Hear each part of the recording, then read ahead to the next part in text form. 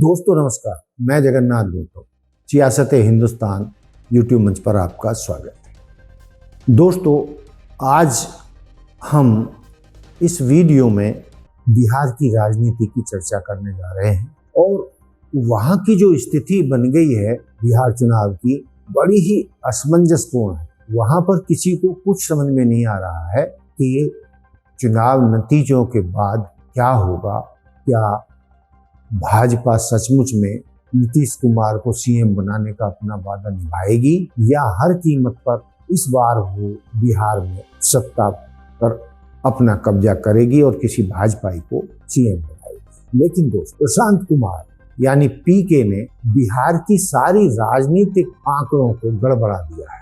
वो शख्स जो दूसरों को जितवाता रहा, उसने कई सरकारें बनवाई और लगभग हर बड़े दल के साथ काम किया। कहा तो ये भी जाता है कि 2014 में मोदी जी को सत्ता में लाने का श्रेय प्रशांत कुमार को जाता है। और ज्यादातर जगहों पर जहां जहां वो गए, जिस दल के लिए उन्होंने काम किया, अधिकांश जगह उनको सफलता मिली, चाहे पूरी मिली या कम मिली, लेकिन सफलता मिली। तो दोस्तों, जैसा कि मैं कह रहा हूं कि प्रशांत कुमार ने बिहार की राजनीति के सारे समीकरण बदल दिए गए हैं और कोई नहीं समझ पा रहा है कि चुनावों बाद किसका बने। लेकिन जो राजनीति के जानकार बता रहे हैं, उनका दावा है कि प्रशांत कुमार नीतीश कुमार की भूमिका में आना चाहते। यानी जिस तरीके से पिछले 20 सालों से नीतीश कुमार मुख्यमंत्री की कुर्सी पर जमे हुए हैं, बेशक उनकी पार्टी कभी बहुमत में रही हो या नहीं रही हो,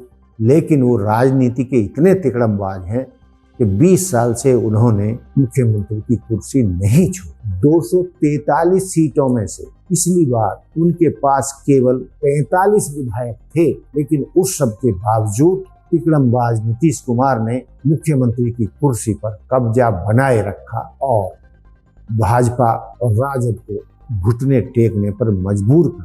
लेकिन उनकी आयु लगभग 76 साल है। बताया जाता है कि उनकी सेहत ठीक नहीं है और धीरे से ये भी कहा जाता है कि उनकी दिमागी हालत भी स्थिर नहीं है और वो सही फैसले लेने की स्थिति में नहीं है। वो इतनी मजबूती से राजनीति नहीं कर पा रहे हैं, तभी उन्होंने भाजपा के सामने घुटने टेक दिए थे और मोदी जी के चरण स्पर्श। एक समय वो मोदी जी के बराबर की हैसियत के प्रधानमंत्री पद के दावेदार थे और विपक्ष उन्हें बनाना भी चाहता था, लेकिन वो हालात नहीं बन पाए, वो बात अलग है। लेकिन जिस तरीके से नीतीश कुमार ने एक सार्वजनिक मंच पर जब पीएम नरेंद्र मोदी जी के पैर छुए थे, उसी दिन समझ लिया गया था कि राजनीतिक रूप से, मानसिक रूप से नीतीश कुमार कमजोर हो चुके हैं और अब आगे वो बहुत ज्यादा संघर्ष करने की स्थिति में नहीं है और वो भाजपा के समझौतों पर या समझौतों को मानने के लिए मजबूर है।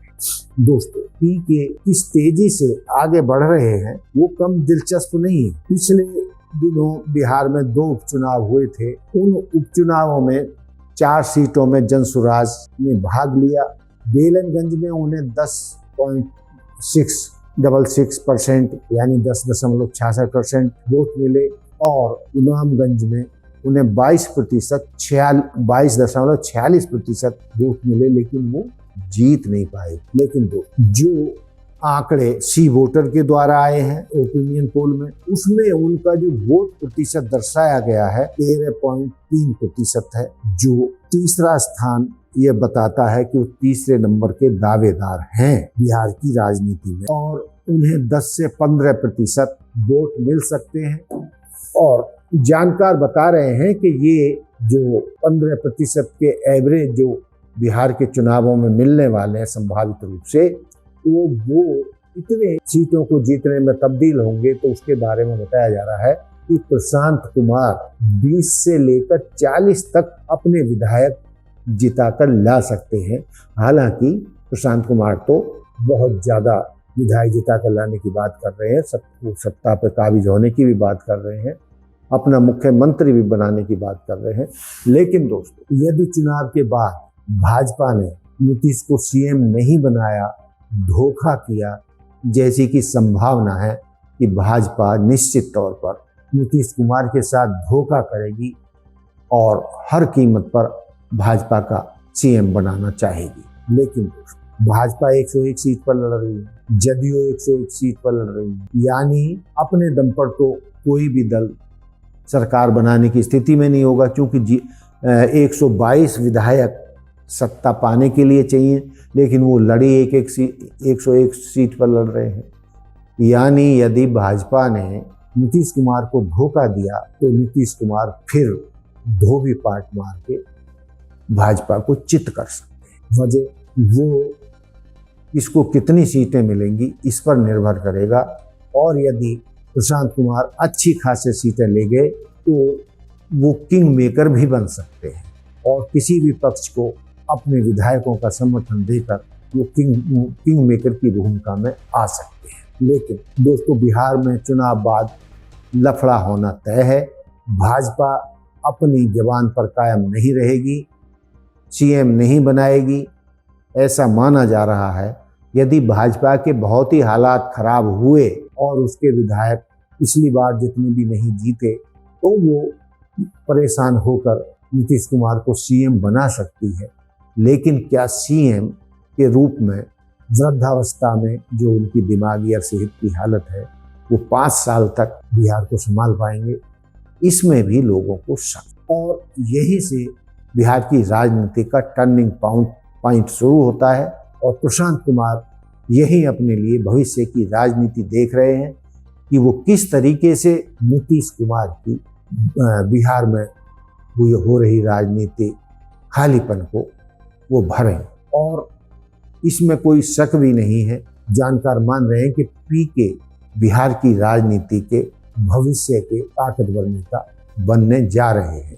आज नहीं तो कल वो बड़ी भूमिका में आएंगे और कई लोगों का तो मानना है जिस तरीके से वो चल रहे हैं आने वाले समय में बिहार के सीएम कभी भी वो बन सकते हैं। दोस्तों, अब कहा जा रहा है कि पीके किसके लिए नुकसानदायक साबित हो, भाजपा के यानी एनडीए के लिए या इंडिया गठबंधन के लिए। दोस्तों, वो इस पर नहीं सोच रहे हैं, वो सोच रहे हैं कि उनकी पार्टी के ज़्यादा से ज़्यादा विधायक जीतें और वो किंग मेकर की भूमिका में आए, क्योंकि वो स्वयं सवर्ण जाति से ब्राह्मण जाति से ताल्लुकात रखते हैं, इसलिए ब्राह्मण जातियों का उनकी तरफ झुकाव होगा। और उनके विधायक जीतने की एक बहुत बड़ी संभावना है कि राजद गुट और एनडीए गुट से जिन ताकतवर नेताओं को टिकट नहीं मिलेगा वो प्रशांत कुमार की शरण में जा सकते हैं और ऐसे नेता चुनाव जीत भी सकते हैं। और उन हालात में प्रशांत कुमार के पास अच्छी खासी विधानसभा की सीटें उनकी झोली में गिर सकती हैं। तो दोस्तों, फिलहाल ये कहना बड़ा मुश्किल है कि बिहार में कौन जीतेगा कौन हारेगा, किसकी सरकार बनेगी, क्योंकि प्रशांत कुमार ने सभी के समीकरण बदल कर रख दिए हैं। तो दोस्तों, ये था मेरा आज का बिहार के चुनावों पर आकलन। आपको कैसा लगा, आप कितने सहमत हैं, मुझे कमेंट्स करके बता सकते हैं। और दोस्तों, मेरा आग्रह है कि आप हमारे चैनल को लाइक, सब्सक्राइब और शेयर कीजिए, जिससे हम तेज़ी से आगे बढ़ सकें। और मैं बार बार कहता हूँ कि हमारा ये जो YouTube चैनल है वंचितों की आवाज़ है और उन्हीं की आवाज़ बुलंद करेगा और बहरे गूंगे कानों तक वंचित समाज की आवाज़ पहुंचाएगा। धन्यवाद। जय हिंद, जय भारत, जय संविधान। नमस्कार।